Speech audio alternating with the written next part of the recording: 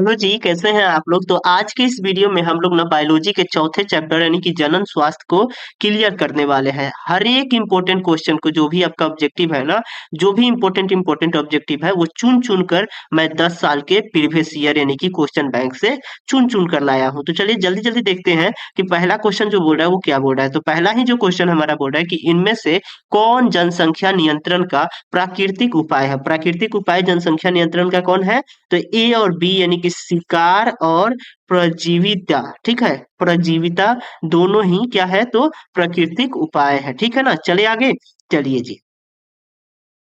अगला जो क्वेश्चन हमारा बोल रहा है कि निम्नांकित में से कौन जन्म दर नियंत्रण की शैल्य विधि है। निम्नांकित में कौन जन्म दर की शैल्य विधि है? तो इसका राइट आंसर जो हो जाएगा वो सी हो जाएगा, यानी कि ए तथा बी दोनों हो जाएंगे, ठीक है ना। चलिए जी, अगले क्वेश्चन को देखिए क्या बोल रहा है। अगला क्वेश्चन जो बोल रहा है कि निम्न में से किसे कॉपर टी रोकता है। कॉपर टी किसे रोकता है?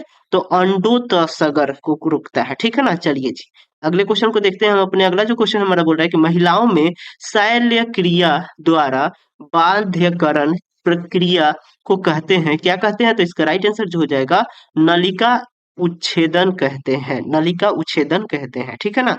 चलिए जी, अगले क्वेश्चन को देखिए हम अपने। अगला क्वेश्चन क्या बोल रहा है कि अलग अलग क्वेश्चन हमारा बोल रहा है कि निम्नांकित में कौन यौन संचारित रोग है। यौन संचारित रोग कौन है? तो एड्स जो है ना, जिसका जांच जो HIV होता है 25 या 27 रुपए का जांच होता है, वो यौन संचारित रोग है, ठीक है ना। चलिए जी, अगले क्वेश्चन को देखते हैं। अगला क्वेश्चन जो बोल रहा है कि यौन संचारित रोग है, यौन संचारित रोग दूसरा कौन सा है? तो देखिएगा, तो गोनोरिया जो है ना वो भी यौन संचारित रोग है। यौन संचारित रोग से आपके 5 नंबर के क्वेश्चन हर एक साल पूछे गए हैं, ठीक है, तो इसको जरूर करके जाइएगा, ठीक है ना। अगला क्वेश्चन जो बोल रहा है कि अंतः गर्भाशय तकनीकी की औसत असफलता की दर कितनी है? तो इसका राइट आंसर जो हो जाएगा वो डी हो जाएगा, यानी कि 4% हो जाएगा, ठीक है। चलिए, अगले क्वेश्चन को देखते हैं। अगला क्वेश्चन क्या बोल रहा है? आपको टेंशन नहीं लेनी है, आप लोगों को ये वीडियो के लास्ट में मैं ये एक लिंक दे दूंगा जहां से आप बिल्कुल फ्री में इसका PDF ले लीजिएगा, ठीक है ना। चलिए, तो अगले क्वेश्चन को देखते हैं। एकदम शानदार से अच्छे तरीके से बैठ के 2x पे वीडियो को करके फास्ट फास्ट करके रिवीजन कर दीजिएगा, जिनका रिवीजन कर रहे हैं, और जिनको याद करना हो वो अच्छे अच्छे तरीके से याद कर सकते हैं। सारा वीडियो हर एक चैप्टर वाइज मैंने बना दिया है, जो भी चैप्टर आपका कंप्लीट नहीं है वहां से जाकर प्लेलिस्ट से जाकर एक्सेस कर दीजिएगा, ठीक है ना। चलिए, तो अगला क्वेश्चन बोल रहा है कि जनन स्वास्थ्य के लिए क्या सावधानी की जरूरत है। जनन स्वास्थ्य के लिए क्या सावधानी की जरूरत है? तो इसका राइट आंसर जो हो जाएगा वो डी हो जाएगा, यानी कि इनमें से सभी, ठीक है ना। चलिए, अगला क्वेश्चन बोल रहा है कि जनसंख्या विस्फोट का परिणाम क्या होता है। जनसंख्या विस्फोट का परिणाम क्या होता है? तो इनमें से सभी हो जाएंगे, यानी कि डी इसका राइट आंसर हो जाएगा। अगले क्वेश्चन को देखें अपने। अगला क्वेश्चन क्या बोल रहा है? अगला क्वेश्चन हमारा बोल रहा है कि जनसंख्या नियंत्रण के लिए हार्मोनल गर्भ निरोधक गोली प्रयुक्त है, कौन सा? तो इनमें राइट आंसर हो जाएगा इनमें से सभी, ठीक है। चलिए जी, अगले क्वेश्चन को देखते हैं। अगला क्वेश्चन बोल रहा है कि निषेचन रोकने की शैल वृद्धि को क्या कहते हैं। शैल वृद्धि को क्या कहते हैं? तो सभी कहते हैं। अगले क्वेश्चन को देखते हैं हम अपने। अगला क्वेश्चन जो हमारा बोल रहा है कि निम्नलिखित में कौन यौन संचारित रोग है। तो इसका राइट आंसर जो हो जाएगा वो डी हो जाएगा, यानी कि सिफिलिस हो जाएंगे, ठीक है ना। अगला क्वेश्चन जो हमारा बोल रहा है कि भारत में प्रथम जनगणना कब हुई थी। तो 1951 में प्रथम जनगणना हुई थी। अगला क्वेश्चन है कि जनसंख्या अधिक होने से क्या होता है। तो प्रति व्यक्ति आय जो है वो कम हो जाएगी, ठीक है ना। चलिए जी, अगला क्वेश्चन क्या बोल रहा है कि परिवार नियोजन के लिए शुक्रवाहिनी को काटकर बांधने की विधि को क्या कहते हैं। तो इसका राइट आंसर जो हो जाएगा वो सी हो जाएगा, यानी कि वैसेक्टोमी कहते हैं, ठीक है।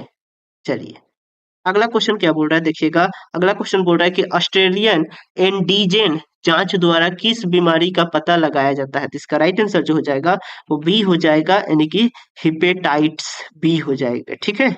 चलिए, अगले क्वेश्चन को देखते हैं। अगला क्वेश्चन बोल रहा है कि एड्स के लिए सबसे सही ड्रग है, कौन है जी। तो इसका राइट आंसर जो हो जाएगा वो सी हो जाएगा, यानी कि जीडोवेडियन हो जाएंगे, ठीक है। चलिए, अगला क्वेश्चन क्या बोल रहा है देखिएगा। अगला क्वेश्चन बोल रहा है कि लिंग जांच के कौन कौन सी विधि का सबसे अधिक दुरुपयोग किया जाता है। तो इसका राइट आंसर जो हो जाएगा वो बी हो जाएगा, यानी कि अम्नियोसेंटिसिस हो जाएंगे, ठीक है।